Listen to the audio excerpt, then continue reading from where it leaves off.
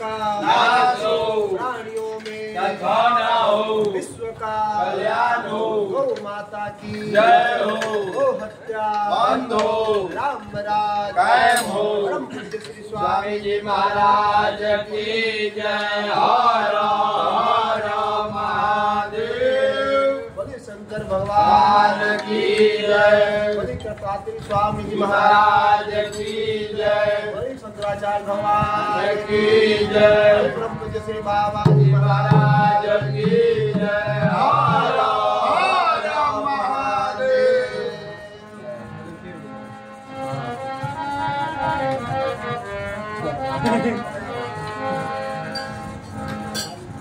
Shri Ram Jai Ram Jai Jai Ram. Shri Ram Jai Ram